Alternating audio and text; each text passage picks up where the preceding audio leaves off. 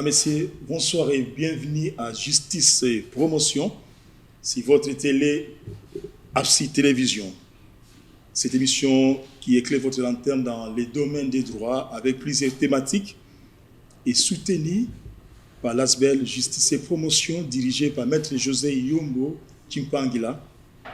C'est notre invité permanent et avec lui, nous essayons d'épulcher plusieurs matières pour vous armer dans les domaines de justice et vous orienter. Maître José Yombo Chimpangila, bonsoir. Bonsoir, M. Clément. Alors, dites-moi d'abord comment se porte l'ASBEL Justice et Promotion. Les Salomon Justice et Promotion, voilà. Très bien. L'ASBEL, le Salomon Justice et Promotion se porte bien. C'est comme je vous ai dit la fois passée. Notre grand travail est celui de former les concitoyens à savoir quels sont leurs droits, quels sont leurs devoirs vis-à-vis de la loi. Et ce travail, nous le faisons à travers toute la République, notamment par votre assistance, par votre télévision, qui arrose l'ensemble de la République. Mais sans oublier que notre siège se situe à Bandondoville. Ouais, c'est une façon de montrer qu'on est nationaliste. Partout, on peut travailler pour son pays. Bien sûr, on peut travailler partout. Voilà. Ce soir, nous parlons d'une grande thématique, à savoir la gouvernance, ou encore la bonne gouvernance. Alors, Maître José Yombo Chimpangila va, d'une manière ou d'une autre, répondre à nos questions. Ce sont vos questions qu'on fait monter d'une manière ou d'une autre en surface, de manière à voir l'éclairage à travers cet expert des droits. Maître José, on parle de la bonne gouvernance. Dernièrement, la Banque mondiale, dans son dernier rapport d'ailleurs, a fait état d'une croissance économique, mais fustige la faiblesse de la gouvernance due à une corruption caractérisée dans toutes les institutions de la République. Qu'en dites-vous? Oui, Monsieur Clément, le problème de la gouvernance, de la bonne gouvernance, parce qu'on peut avoir une gouvernance qui n'est pas bonne. La bonne gouvernance, dans le cadre de notre mission, j'aurais souhaité qu'il soit considéré comme un problème de droit plutôt que uniquement un problème politique. Lorsqu'on parle de la bonne gouvernance, on peut résumer en disant que c'est le processus par lequel les institutions publiques et les personnes qui les animent conduisent les affaires de l'État, gèrent les ressources de l'État, utilisent le pouvoir de l'État dans le sens à réaliser le développement et le respect des droits de l'homme, sans abus et sans corruption. Donc, partout où il y a corruption, la bonne gouvernance est mise mal à l'aise. Donc, déjà là, une sous-question me vient à l'esprit.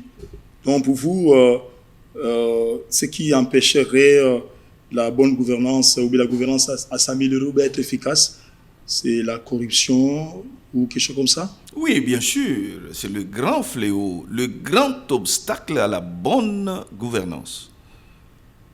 C'est la corruption au sens large du terme. Au sens large? Oui. Au sens large du Donc, terme. vous voulez parler à large spectre alors? Oui, large spectre peut-être pas, parce que quand on a une corruption à large spectre, ça veut dire généralisé, Okay. N'est-ce pas? Mais quand je parle de corruption au sens général du terme, c'est que là-dedans, nous entendons le détournement des deniers publics, nous entendons la concussion, nous entendons la corruption. Ouais. On va arriver à d'autres concepts, oui. La concussion, détournement des deniers publics. Oui. Mais pourriez-vous focaliser votre attention pour les bien des téléspectateurs sur quelques illustrations par rapport à la corruption? Oui, mais la corruption, tout le monde peut le ressentir jusqu'au bout des doigts. Lorsque vous êtes un agent public, Oui. vous avez une mission à accomplir au nom de l'État congolais. Vous êtes payé pour cette mission que vous devez accomplir, pour ces actes que vous devez poser. Mais avant de poser ces actes, vous sollicitez de l'argent, vous sollicitez des dons, vous sollicitez en contrepartie des biens de valeur. C'est que certains appellent motivation. C'est qu'on appelle abusivement motivation n'est rien d'autre que corruption. Donc, la corruption, c'est comme on le dit, il y a deux agents là-dedans, il y a le corrupteur et le corrompu. Donc, les deux sont les facteurs de corruption. Les deux auteurs de corruption, nous avons l'auteur passif et l'auteur actif. Selon vous, qui vient avant l'autre ou qui manipule l'autre, si on peut dire ça comme ça? Dans la vie pratique, bien évidemment. Oui, mais dans la pratique, les deux. Il y a des autorités, il y a des agents publics. Vous arrivez, vous posez un problème, il vous dit non, mais écoutez, monsieur Clément, vous savez comment ça se passe. Si je dois vous fournir cette attestation-là, bon, dans un temps record, il faut, au-delà de ce que l'État demande, il faut me donner quelque chose. C'est ce qu'on appelle à Lingala facile de Kinois ici, Madé Swabana. Oui, Madé Swabana, c'est la corruption. À Lingala. N'est-ce pas? Alors, tout comme il y a quelqu'un qui n'a pas droit à un document, qui vient, qui vous dit « Je suis congolais », alors qu'il ne l'est pas, donnez-moi la carte d'électeur. J'ai sur moi 5 000 $. Il y a des gens qui viennent aussi proposer à l'agent public des dons, des biens de valeur, contre l'accomplissement d'un devoir qui relève de sa fonction. Donc pour avoir un document que vous, juristes, appelez faux usage des faux.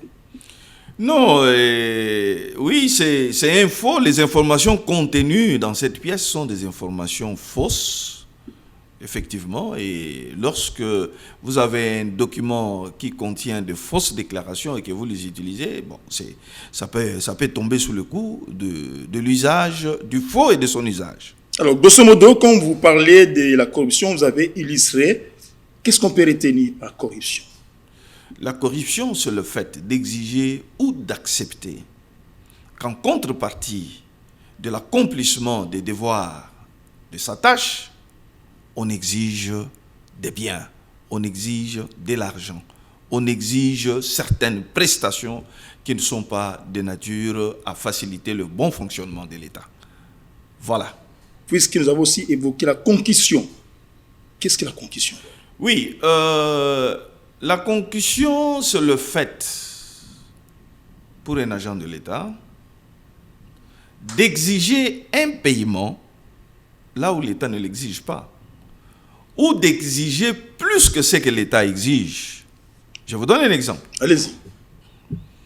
Aujourd'hui, la gratuité de l'enseignement a été décrétée. On ne doit pas payer le Minerval. Au sein des établissements primaires, hein? Bien sûr, bien entendu. Mais il se fait que un préfet exige aux parents le paiement d'une somme d'argent qui n'a pas été prévue par l'État. Vous tombez sous le coup de la concussion parce que l'État n'a pas prévu le paiement de quelconque somme d'argent à titre de Minerval ou un autre titre soit-il. Ou alors, l'État a prévu l'équivalent de 10 $ en francs congolais, mais vous vous faites payer 15 $. C'est de la concussion. Donc, vous comprendrez que la concussion peut aller dans deux sens. Dans deux sens. Faire payer ce qui n'a pas été prévu, ou exiger plus que l'État ne l'a prévu. Voilà. Et tout ça fait partie des obstacles à la bonne gouvernance. Voilà, justement, comment la corruption et la concussion freinent-elles le développement d'un pays? Oui, mais sérieusement, Sérieusement, si la Banque mondiale a pu saluer les efforts menés d'une certaine manière sur le plan économique et fustige la faiblesse de la gouvernance, c'est par rapport à la corruption. Mais la corruption, c'est la corruption. Et plusieurs exemples peuvent être donnés pour prouver que c'est un frein même au développement.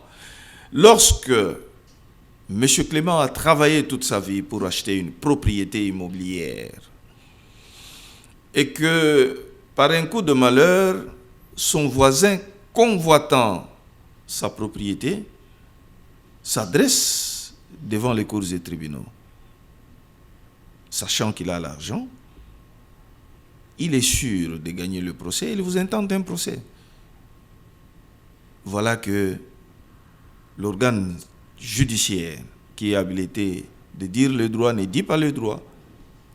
Il vous ravit la propriété et la confie à la personne qui n'en a pas le droit. Mais M. Clément a travaillé toute sa vie pour réunir le moyen de se procurer cette propriété. Au soir de la vie, il devient sans propriété. N'est-ce pas? C'est un appauvrissement, c'est un appauvrissement. Ce sont des choses qu'on est en train de vivre ici. Mais bien sûr, c'est un appauvrissement. Parce que, en fait, le développement, c'est quoi? Peut-être que nous allons y revenir. Le développement, c'est la capacité de trouver des solutions aux problèmes qui se posent au sein de la société. N'est-ce pas?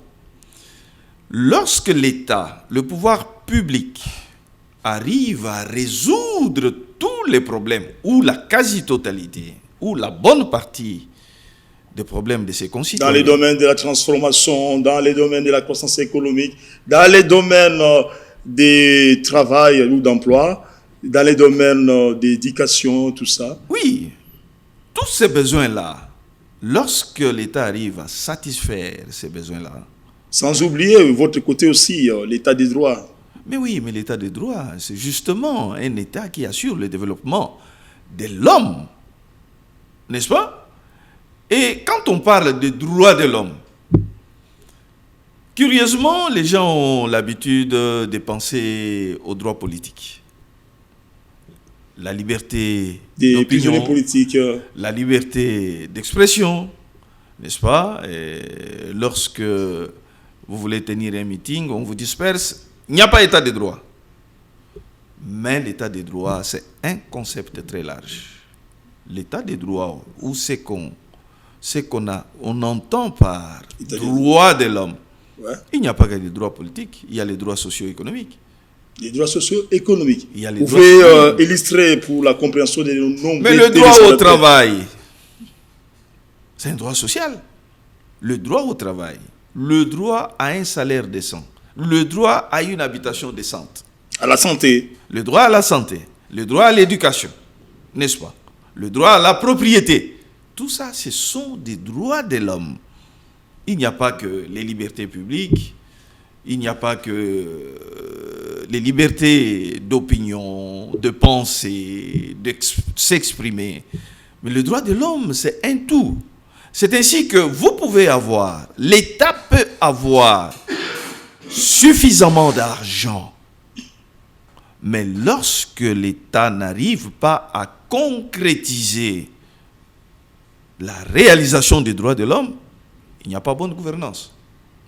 Donc, les droits humains, on peut dire, est un concept, je dirais, les droits humains au pluriel sont un concept qui fait partie largement de la bonne gouvernance. Hein. Bien sûr, mais les droits de l'homme, la concrétisation des droits de l'homme est le facteur déterminant de la bonne gouvernance. Déterminant. Parce que vous pouvez avoir tout ce que vous pouvez avoir lorsque vous n'arrivez pas à réaliser ou à concrétiser les droits de l'homme, il n'y a pas bonne gouvernance. Voilà. Les détournements des deniers publics fait-il partie de la corruption ou de la concussion? Oui, mais le détournement de deniers publics, j'ai dit que la corruption, lorsque nous la prenons dans son sens large. Mais d'abord, la corruption vient du mot latin corrumpere, qui signifie tout briser. Tout briser. Tout briser. Wow. Donc, devant vous, il n'y a ni morale, il n'y a ni hygiène, il n'y a ni hygiène dans l'accomplissement de vos actes. Donc, tout ce qui vous préoccupe, vous, c'est obtenir ce que vous voulez. Par quel moyen, ça ne vous importe pas. Ou ça vous importe peu. Donc, la corruption au sens large, le détournement de deniers publics, certes, c'est une infraction distincte, qui a des éléments distincts de la corruption et de la concussion. Mais vous comprendrez que le tout brise la nation. C'est pourquoi on dit ce sont des infractions assimilées. C'est presque la même chose. Celui qui détourne les deniers publics prive l'État de ses moyens. Celui qui corrompt prive l'État ou la population de ses moyens. Celui qui fait la concussion prive l'État ou les citoyens de ses moyens. Donc, ce sont des facteurs d'appauvrissement. Voilà, mais pourquoi l'État n'arrive pas à endiguer tous ces phénomènes de corruption, de concussion et de détournement des deniers publics qui freinent le développement et qui favorisent la pauvreté? Je peux dire que il y a plusieurs aspects des choses. Lesquels? Pourquoi l'État n'arrive pas à endiguer le détournement des deniers publics, la corruption ou la concussion? Dans un premier temps, notre État a des difficultés. Vous savez, toute la législation a été élaborée de manière à ce que les choses aillent pour le mieux. Donc on peut dire dans tous les cycles du pouvoir. Bien sûr, même en dehors du pouvoir, toutes les institutions sont régies par des lois que l'on ne respecte pas. On ne respecte pas. Et lorsqu'on ne respecte pas la loi, il faut qu'une chose arrive. Laquelle? La sanction. La sanction. L'impunité a été le fondement même de l'échec de l'État dans sa lutte contre les détournements des deniers publics, contre la corruption et même contre la concussion. Partout, dans tous les secteurs de la vie ou de l'administration publique ou de l'administration judiciaire, il y a la discipline. Ce qui manque la à l'État discipline congolais. Hein? Pour le moment, l'État congolais a entendu faire quoi? L'État congolais a entendu combattre la corruption par des voies judiciaires. N'est-ce pas? Vous volez, on vous envoie en prison.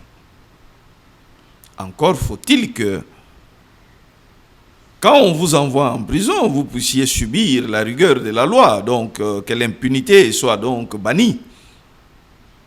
N'est-ce pas?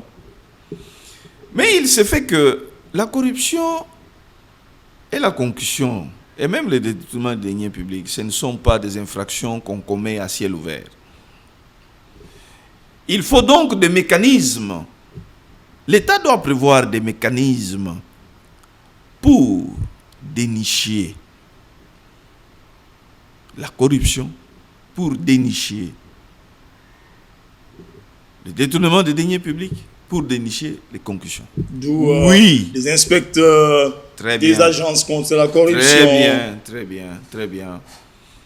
Et les inspecteurs. Mais l'inspecteur, les tribunaux même de commerce. Hein? Les tribunaux de commerce, tout ça, c'est des mécanismes qui doivent aider l'État à combattre ces fléaux. Mais malheureusement, vous verrez que ceux qui ont reçu mission de combattre ces fléaux, la plupart sont eux-mêmes les maillots jaunes dans la commission de ces infractions, à quelques exceptions près. Mais il faut mettre l'accent sur quelque chose de très important. Laquelle? L'appareil disciplinaire au sein de l'État a disparu. Parce qu'avant d'arriver aux infractions, n'est-ce pas? Avant d'arriver aux infractions, le chef hiérarchique devrait sanctionner disciplinairement. Donc, il y a deux niveaux de sanctions. Au sein de l'institution de l'État, lorsqu'un agent commet une faute, le chef hiérarchique, tout chef hiérarchique, a un pouvoir disciplinaire. Mais vous verrez que le grand problème que nous avons, ce n'est pas seulement celui de l'appareil judiciaire, mais aussi celui de l'appareil disciplinaire qui a disparu totalement.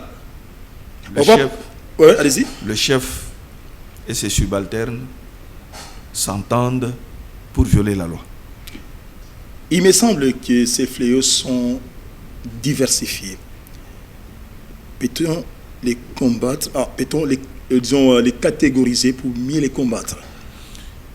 Oui, en fait, si nous pouvons parler de catégories, oui, déjà, quand il y a trois concepts, c'est qu'il y a trois catégories différentes.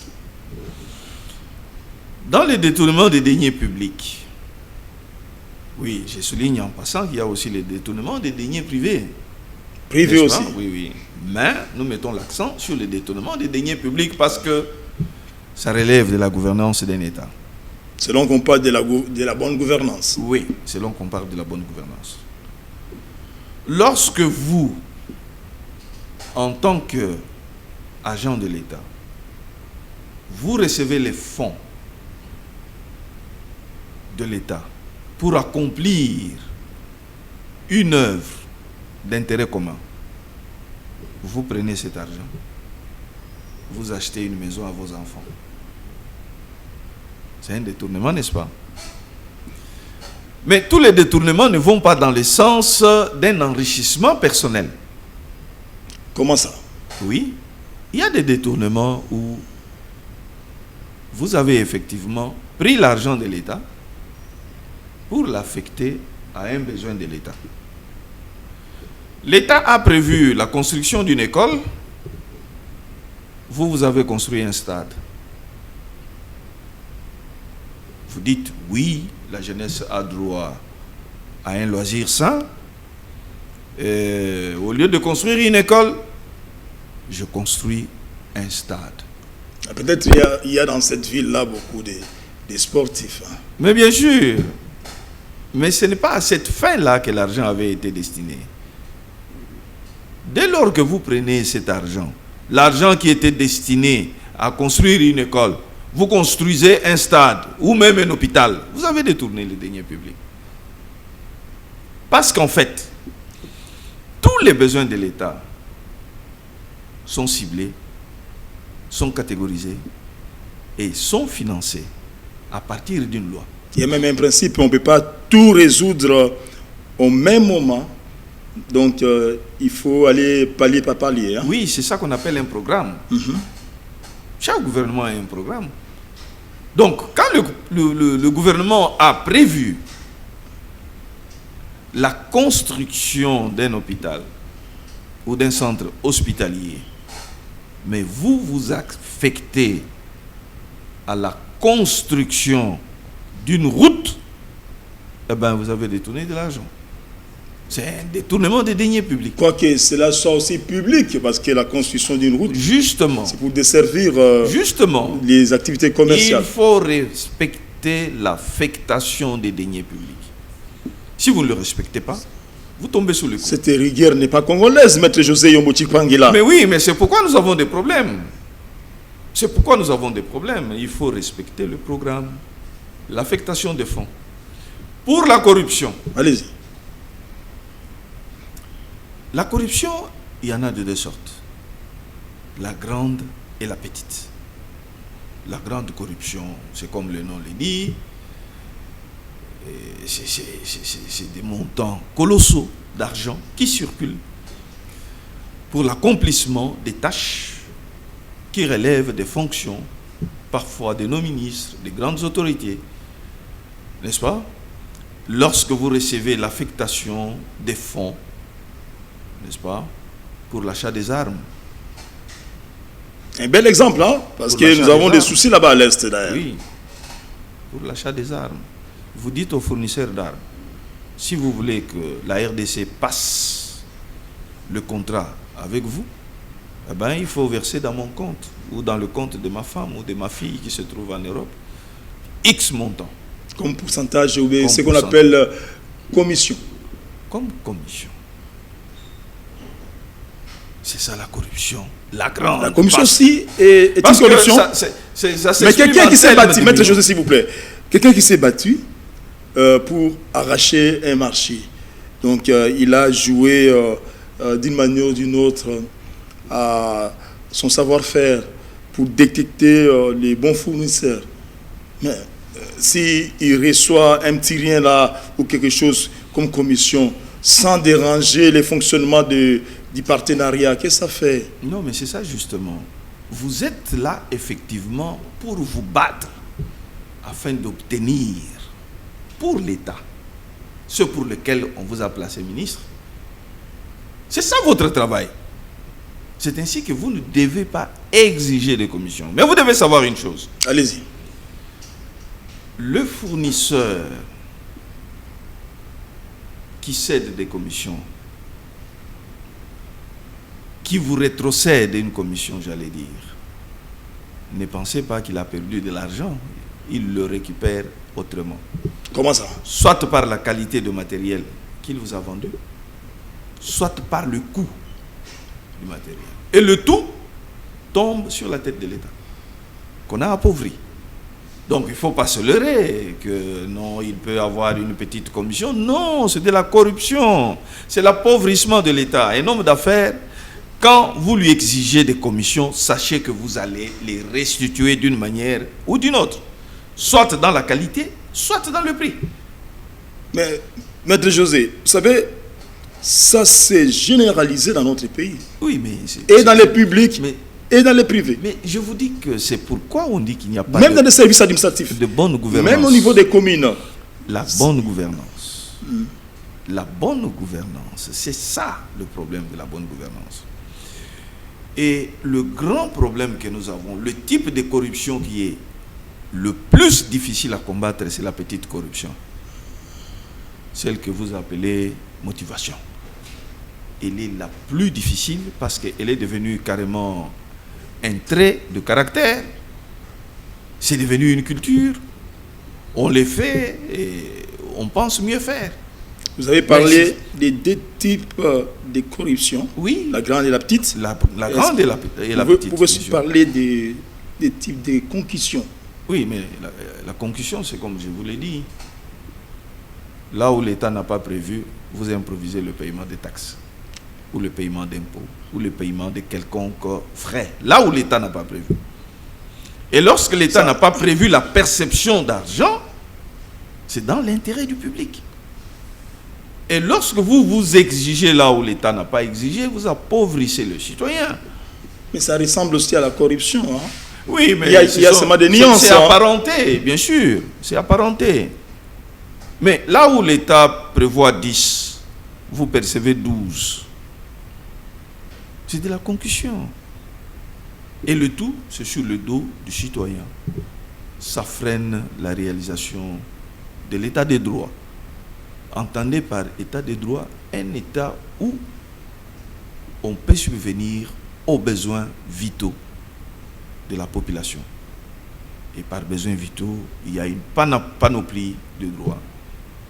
Le droit à la vie, les libertés, le droit à un habitat décent, le droit à un salaire, le droit à la propriété privée, au respect de la propriété privée. Il y a plusieurs choses liées à la vie de l'être humain. Je me souviens même que le chef de l'État, Félix-Antoine Tshisekedi Tshilombo, au début de son mandat, ou c'est pas la première année de son mandat, il avait fait un constat malheureux qu'il a tout vu. Mais ces gros soucis de corruption dans notre pays, ça le dépasse. Donc les présidents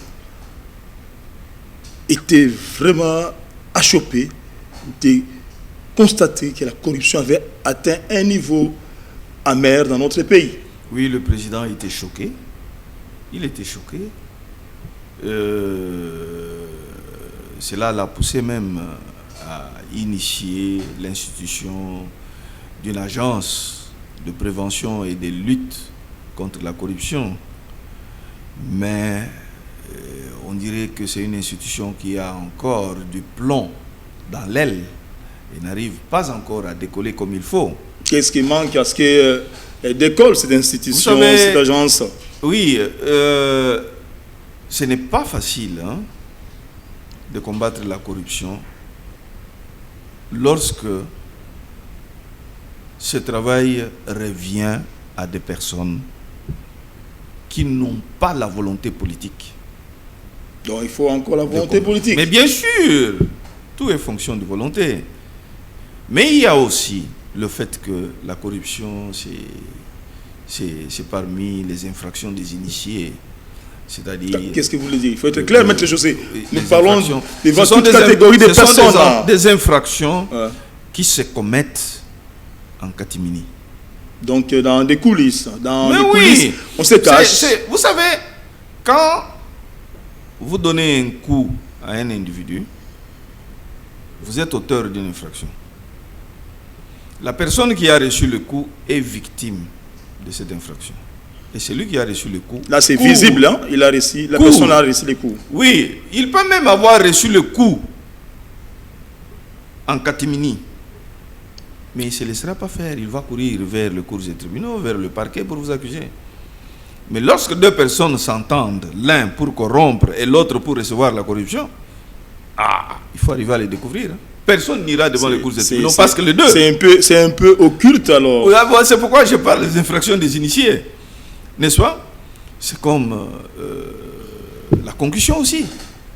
N'est-ce pas? C'est comme la concussion. Les deux s'entendent, pourvu que celui qui donne obtienne ce qu'il cherche.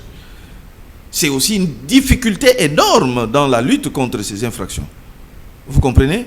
La grande corruption aussi, il a ses difficultés, mais la grande corruption est facile à retracer parce que il y a des institutions qui peuvent intervenir dans le mouvement des objets de valeur ou les mouvements de fonds. On peut le combattre. Aujourd'hui, d'ailleurs, l'IGF, l'Inspection Générale des Finances, est dans beaucoup d'entreprises, voire de ministères, pour contrôler et essayer de recadrer les choses. Voilà. C'est pas aussi facile, hein? C'est pas facile. C'est pas facile. Les gens aiment bien parler, mais c'est pas facile. Vous savez que la corruption dans notre pays se commet sur la voie publique. Sur la voie publique. Elle se commet sur la voie publique. Personne n'est indigné. Vous pouvez peut-être parler de la circulation routière. Par exemple. Et personne n'est indigné. Personne n'est indigné. On pense faire un cadeau. On dit lomba. Donc oui. Contribuer. Mais la conséquence c'est quoi? Cet argent, quand vous l'habituez comme ça, le jour où vous ne donnez pas, il crée des complications pour que vous donniez. N'est-ce pas? Évidemment, il y a aussi des aspects qui voudraient que les agents soient bien payés, tout ça. Oui, c'est vrai. Les gens doivent être bien payés. Mais malheureusement, vous verrez que même ceux qui sont bien payés continuent à corrompre. Parce qu'ils sont habitués. Ils sont habitués. Ils veulent plus. Ils veulent mener un train de vie supérieur à leurs moyens. N'est-ce pas? Alors, par une réflexion personnelle. Réflexion personnelle. Oui. Donc vous avez mené des études, vous avez mené des recherches. Oui. J'ai estimé que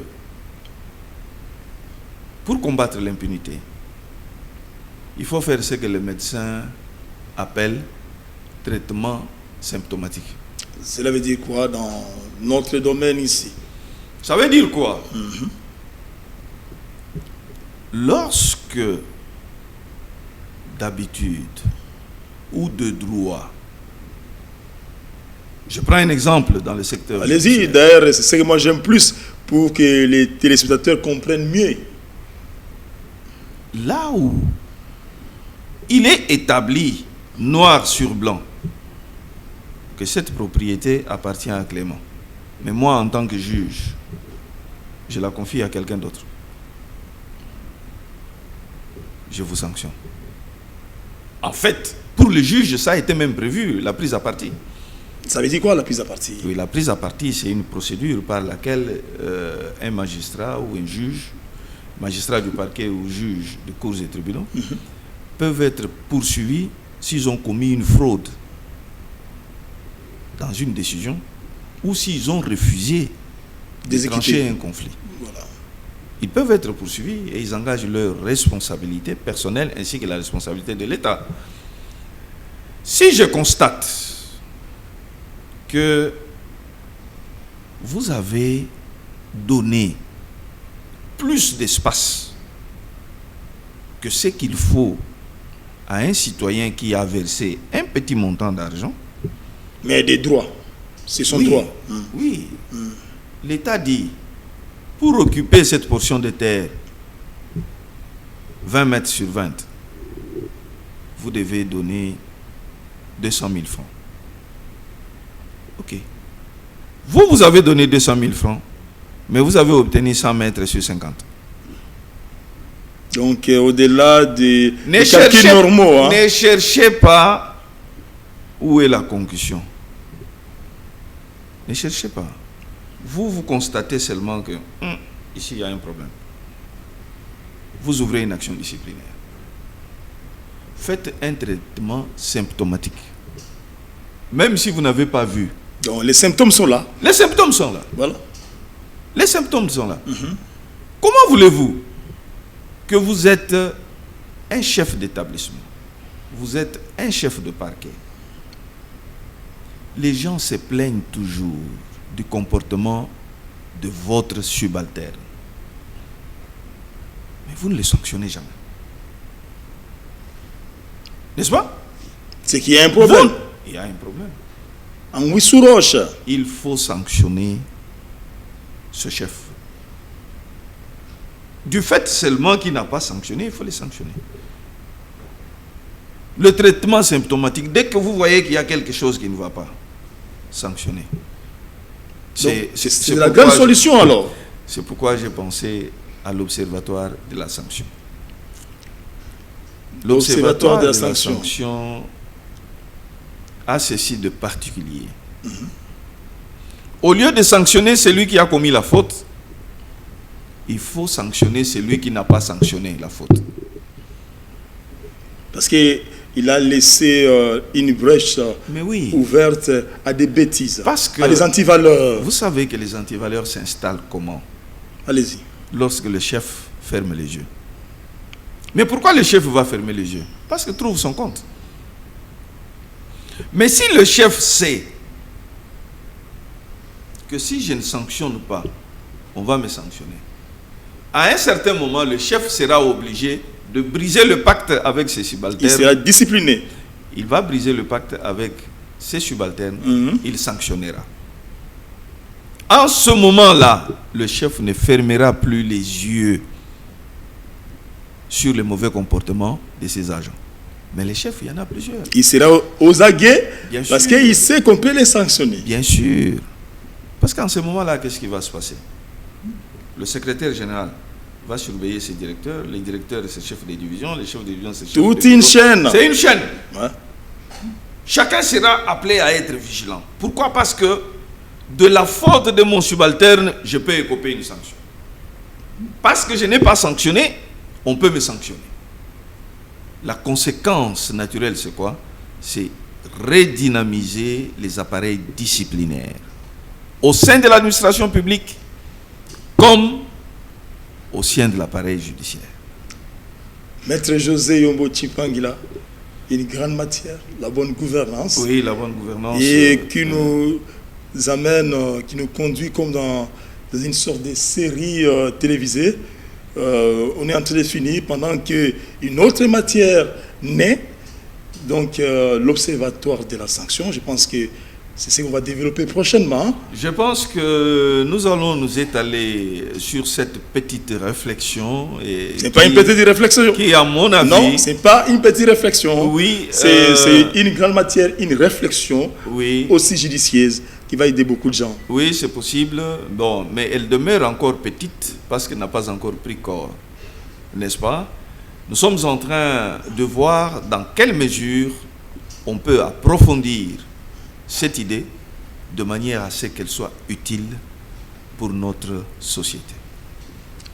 Maître José Yombo-Tshikwangila, je suis vraiment très content. Oui, monsieur Clément. Parce que vous avez développé une grande matière, une réflexion par rapport à la bonne gouvernance. Vous n'êtes pas entré dans les méandres politiques et vous nous avez appris que le domaine des droits de l'homme, ce n'est pas forcément politique, c'est aussi social. Tout à fait. Et vous avez illustré avec les droits au travail, à la santé, à l'éducation, oui. etc. Voilà, fidèles téléspectateurs, avec l'ASBEL, les Salomon, justice et promotion. Nous avons toujours des surprises. Et c'est comme ça. Prochainement, on parle de l'observatoire de la sanction, une matière aussi dans laquelle Maître José a mené beaucoup de recherches. Ça va beaucoup nous aider. Et pour l'instant, on se limite là. À la prochaine opportunité. Bonsoir.